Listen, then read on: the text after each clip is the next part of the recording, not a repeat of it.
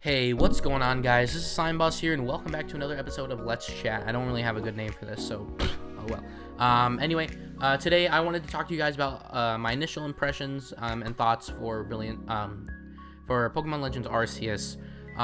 So far, so good. I'm having a great time. Again, everyone else is gonna say this. The music and the graphics are just kind of meh. There's some bangers in there, some good remixes and stuff like that, but overall, the music isn't really existent. And the graphics, honestly, I don't care. It didn't bug me at all throughout the experience. But of course, everyone's gonna say that it could have been better. I honestly don't believe Graven Freak could do any better, but it's honestly a lot worse than many other games on the Switch. But again, I don't really care that much. It didn't bother me that at all, frankly. So yeah. So as for the pros, I love the completely new change of pace that this game has brought to us, especially the post game. I'm not going to have any spoilers in this video, but the post game was phenomenal. One of my probably worst hated characters in the entire franchise is here in the post game and is highlighted in the post game, so I will not spoil that. And there's actually some sort of purpose in completing the Pokedex now. They made it fun to catch Mons and Let's Go, which gave it a little bit more of a purpose, but now there's actually stuff for you to do by completing the Pokedex, and I think that's great. I think that it's something that we've been longing for a long time. Not to mention, it's pretty fun to catch Pokemon in general as well nowadays in the Legends Arceus. So whatever ways that they can sort of repurpose and retool, gotta catch them all.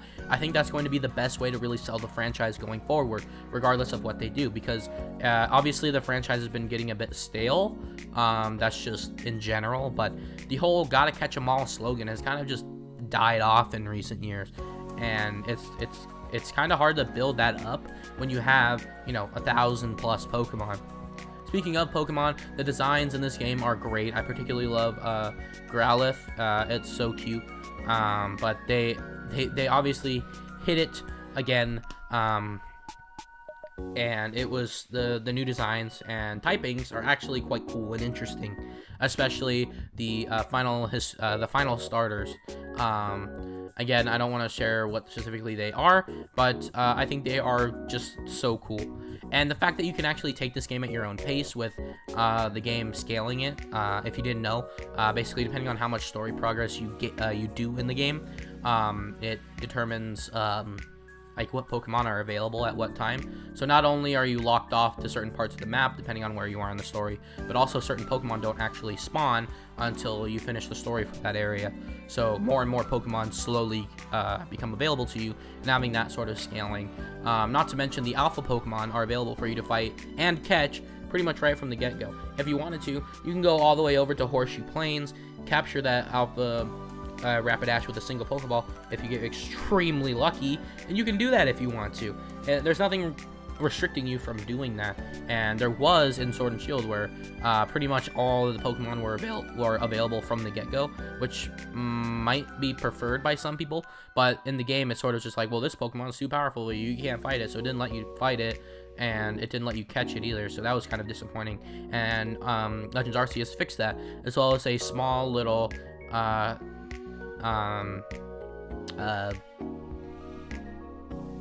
scaling as the game goes on, and the pacing is actually pretty good. Even if you stay around in the first area, you can't infinitely grind. The game is sort of paced and structured around the EXP game, and also, not to mention, you can't really have a team in this game. You'll want a team for the final battle in the game, but you don't really need a team going out throughout your adventure. You kind of want to swap Pokemon at all times and at all costs, because you're constantly doing different research tasks and you're constantly doing different things.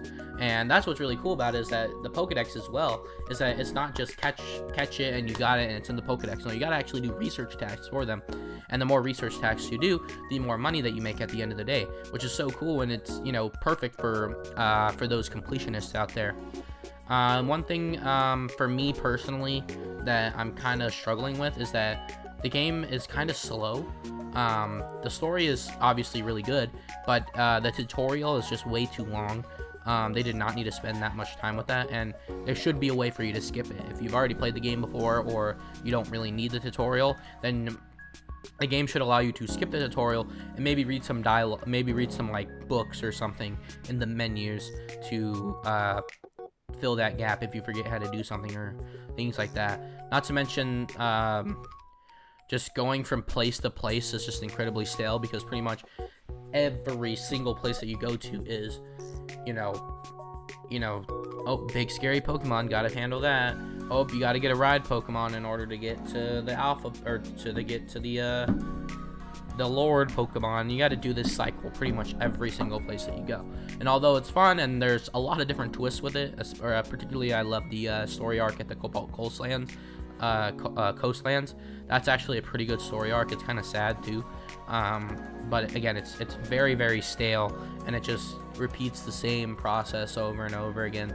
And I wish there was maybe like a little bit of a differential thing, but once you get into the post game, it's when the game really opens up and you have a lot more fun with it. And not to mention, you know, it's more than just the story. The story is actually decently good and decently long, but there's so much more to do beyond that, regardless of like actual post-game quests. There's just so much for you to do upon side quests, upon research tasks. There's just so much to do in this game, and that's why I love it so much, is there's so much replay value. There's so much love and detail poured in this game as well. If you get damaged around an alpha Blissey, it actually comes over to you, checks to make sure you're good, and then it flees.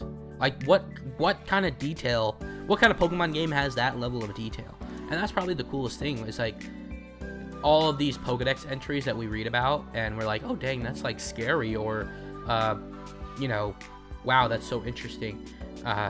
They are actually fully involved and talked about in the story. Like, for example, like the Blissey thing I just mentioned. Blissey is obviously known for caring and doing all these things. So there not only is a side quest where it's like, well, the Blissey healed the person and the Pokemon that was attacking the person because it just cares so much, but it also cares about you as a player. If you go and fall and almost die next to it, it's like, it like comes and cares for you. It's just like so cool. And there's another side quest with Drifloon, and if you know, Drifloon is sort of like this ghost Pokemon that's supposed to like, oh, it's a balloon, it's a nice cool, you know, kids play toy, and you can go around and, you know, kids go and play with it, and then they get kidnapped and die. You know, it's like it's the, you know, the scary Pokedex entry. But now there's an actual kid in this game that's playing around with a Drifloon and almost dies, but you have to save it. Like, it is crazy how cool and how little bit like details and Pokedex entries from, you know, games of old, where they're actually being lived in this game.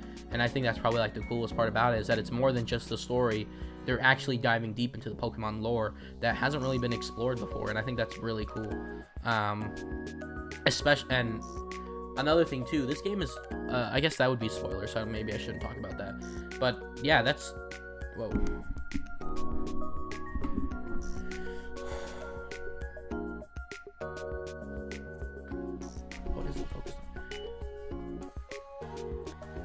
So that's pretty much my initial thoughts on Pokemon Legends Arceus. I'm not finished with the game, but I have seen the entire game. So again, I'm really loving it. I'm not gonna give it a review or a score or anything. This is just sort of a casual conversation. Originally, I wanted to do top 5 hopes or not top 5 necessarily, but just 5 hopes that I wanted for Legends Arceus. And then the game came out, and it just, you know, I was caught off guard, so I wasn't able to actually make that video. But instead, we're making this one. So I thought it was a great game, phenomenal. But it's almost there. We're not fully there yet, and I feel like taking what was good about Legends Arceus and applying it into the classic Pokemon formula is probably going to make the best Pokemon game there is. But I highly doubt we'll see that in Generation 9. Maybe the best generation will finally come in like Generation 10 or something like that. And a lot of people are like really excited, like, oh my god, what could the next Pokemon game be? And us, you know, veteran Pokemon fans are like, they're gonna return to the old style first before they go back to this, you know that, right? And don't be disappointed by it, because it's not like they're gonna throw away Legends Arceus like it never happened. It's just the way that they do things. A lot of rumors are going around right now that Let's Go 2 is going to be happening, which is just like, oh my god, we don't need another Pokemon game this year. But that's going to return back to the classic formula, or the Let's Go formula, and people are going to be upset and disappointed, and that's just going to be the way it is. But that doesn't mean they're going to be throwing away the Legends gameplay style, but they're definitely going to be taking hints because a lot of people seem to be liking this game, and that's great because Pokemon hasn't really been seeing a lot of love lately in the past couple games. So and the final thing I wanted to talk about is the potential of DLC. A lot of rumors are going around right now that DLC could be happening, and I would prefer that a lot more than Generation 9 or Let's Go games coming out this year. As for DLC, how could that actually be played out? And I think one of the first types of DLC I would like to see is maybe some sort of like I want to see like a change of color. Maybe we'll go to like a tropical area, because the coastlands was kind of like dull, but I want to see a lot more popping of color. And what I assume what will happen is just instead of there being story, maybe they will continue to do story. It's just more about exploring new and different lands that are in or around the Sinnoh region, because again, there's only like 5 main areas to the game, and the majority of them house like legendary Pokemon and stuff. So like, for example, the first area still has one of the lakes, the lake trio. So each area has at least one very important structure from Sinnoh. So maybe we'll get one that's maybe not from Sinnoh, or maybe we'll get one from Unova or something. That would be pretty cool DLC, in my opinion. But again, I just want to see more color. Maybe we'll go to an open world version of Alola. That could be really cool. But yeah, that's pretty much my only thing, like, next step. As for how they can take it into the actual next generation, I think what would be really, really cool is if they sort of brought it back to the classic Pokemon style and sort of made it, well, you go from gym to gym and you fight, you know, Team Ooga Booga or whatever you want, you know, and you still do the traditional Pokemon style, but the whole game is open world. The entire region is available to you from the get-go, and story progresses depending on how many gym badges you get, and you can explore the world at your own pace. You can complete the Pokedex, you can do different side quests, and you can do all that, or you can go to the gym battle, and every time you get a new gym battle, a little bit of story progresses over time, and you can go to any gym in any order. And I think that'll probably be the best way of going about it. And I know that they'll never do that ever, but I think that's probably the best way they can bring the Legend style into a more classic Pokemon game. And having the battles be seamless, that could still continue over, but I just really want to see maybe more structured routes and open areas in a more classic Pokemon game, maybe like an open city, because Jubilife is cool, but there isn't like a whole lot to do there. So imagine like a normal Pokemon city just in an open world context. I think that could be really cool. Anyway, thank you guys so much for watching. I hope you just enjoyed this little video. If you did, don't forget to leave a like, comment, subscribe, and I'll see you guys next time for another Let's Chat. If you have a better idea for what the name should be, let me know in the comments down below. And as always, don't forget to subscribe to my main channel, as well as Crazy Cap Studios for more podcasts, Let's Chats, and whatever else we end up doing on this channel. So thank you guys so much for watching, and we'll see you guys next time.